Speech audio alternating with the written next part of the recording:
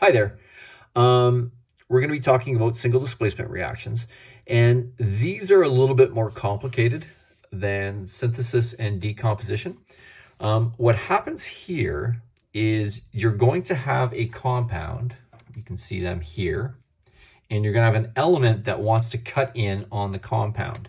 Now, what'll happen is, in this case, calcium is going to try and cut in on silver and kick silver out. Metals will place metals, so magnesium is going to try and kick out sodium. Now, these ones you have to watch for, because the most common mistake people make is they just go, oh, fluorine is going to cut out magnesium. But if you did that, you would have two nonmetals together, and they generally aren't going to do that. When you're putting things together, remember, fluorine has a negative valence, and so does chlorine. And the first element mentioned has to have a positive valence. So if it doesn't have a positive valence, and you end up with two negative valences, or if by chance you end up with a compound with two positive valences, that's illegal. It's not going to form like that. So in this case, fluorine is going to try and kick out chlorine. And in this last case, iodine, also a nonmetal, is going to try and kick out chlorine again. Okay?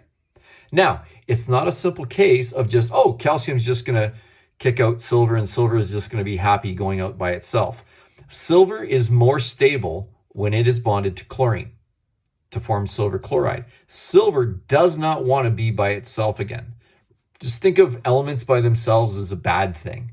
They want to join up as a couple. They want to be more stable and form a compound.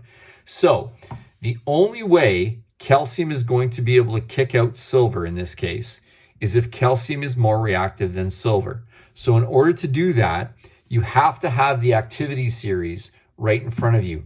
The one for metals is very weird. It's not, there's no set pattern to it. If you recall back in section 4, when we did the trends and we talked about the reactivity trend for metals, there were all kinds of exceptions. So that is one that generally on a test and on the exam, I will give you that reactivity series. So going in this one, calcium will kick out silver. Calcium is more reactive. So what happens is silver ends up being by itself, and then calcium will end up dancing with chlorine to give you calcium chloride. Now, in all my other videos, I told you that it was a lot easier to go from the chemical formula back up to the word equation. And you'll find that with single displacement and double displacement, which we'll do tomorrow, that it's much easier to deal with the word equations. Okay? Now, doing the chemical formulas, calcium's formula is Ca, silver chloride, silver plus 1, chlorine minus 1. So when I crisscross, I'm going to get AgCl. Now again, the same idea would work here. I would look at calcium is going to kick out chlorine like that, okay? Silver would end up by itself. And then this is important. I can't stress this enough, guys. When calcium is going to be dancing with chlorine, you simply just don't put the two symbols together. Whenever you write a formula, there's its valence, crisscross, and that'll give you a little 2. And now I would have to balance this, and in order to balance this, I got 2 chlorines there, I'd have to have a 2 there and a 2 there, okay? Now, in this case, magnesium is trying to cut out and cut in, I guess, on sodium, but sodium is more reactive. So sodium is basically going to say, screw you, you're not cutting in. I want to dance with chlorine. So in this case, what we would say is we would basically say that there's no reaction, okay? Chemical formula, magnesium is Mg, sodium chloride, NaCl plus 1 minus 1. So when we crisscross, we get that. And again, we would just say there's no reaction. Sometimes you'll see magnesium plus sodium chloride. You just repeat what you have here as your reactants, okay? So there's another example of a metal trying to cut in on another metal. These examples, what'll happen, you still have to work and look at the reactivity series. Now, for nonmetals, because there's no exceptions, that is one that I generally would make my grade 11s memorize. The reactivity for nonmetals increases to the right and up. Remember, noble gases aren't included because they don't react. So fluorine is the most reactive. So fluorine is clearly going to be more reactive than chlorine. Chlorine would be kicked out. Fluorine would go back in.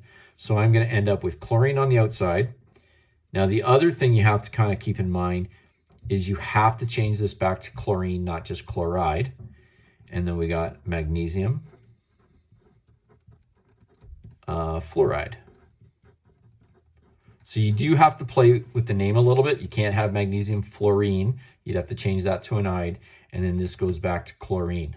Okay? And again, I've said this a couple of times. It doesn't matter if you put magnesium fluoride first and then chlorine second, or you do it like this. As long as you have both of these things as products, you're good to go. Do a chemical formula. Fluorine, it's one of the bloody seven, so it's F2. It's a diatomic. Magnesium chloride, Mg, +2. Chlorine, -1. When I crisscross, I'm going to get MgCl2. What'll happen is chlorine will be by itself, and it happens to be Cl2. And then magnesium and fluorine will go together. Valence, valence, crisscross, and gets me that. So in this case, it looks simply that the Cl2 got kicked out and the F2 got back in, but it doesn't. This is just a coincidence in this one, okay? Whenever you're writing a formula down, symbol, symbol, valence, valence, crisscross, then it's already balanced. In this scenario here, iodine is not as strong, not as reactive as chlorine. So iodine is going to try and cut in. Chlorine is going to say, no, you're not. Get back over there. So there's going to be no reaction again. And iodine is one of the bloody seven. So it's I2. Magnesium chloride, we already wrote it. It's up there. +2, -1, crisscross to get you that. And again, there'd be no reaction.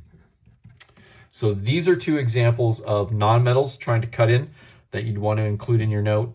And then these are the two metals trying to cut in that you can include in your note as well. Okay?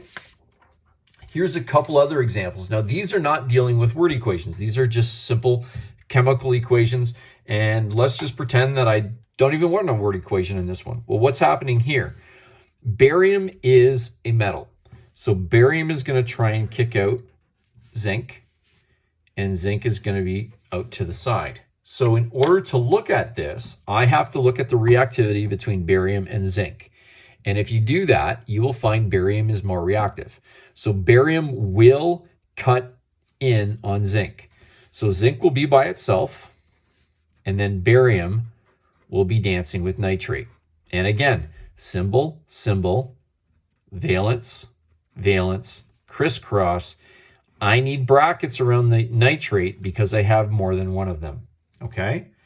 And then look at that. It's already balanced.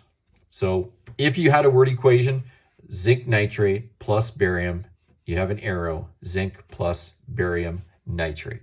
No Roman numerals, no Oshek, because barium only has one valence. In this final case, fluorine is a nonmetal, okay? So it being a nonmetal, it's going to try and cut in on chlorine. So we have to look, and fluorine is more reactive than chlorine. So what would happen is chlorine would be kicked out by itself. It's one of the bloody seven, has diatomic. And then ammonia would be dancing with fluorine. And it's not F2. If you do that, you're not doing what I'm telling you to do. It's symbol, symbol, valence, valence, crisscross. That's it. Now what I have to do is now I have to balance it. And if I put a 2 there, I have 2 chlorines, 2 ammonias, 2 chlorines on this side, 2 fluorines here, 1 there. And if I do that, now I have 2 ammonias, 2 fluorines. So the whole thing's balanced. And again, I didn't ask for it, but this would be ammonium chloride plus fluorine, arrow, chlorine plus ammonium fluoride, if I wanted the word equation as well. So good luck with the questions on this. I think you guys should get them no problem.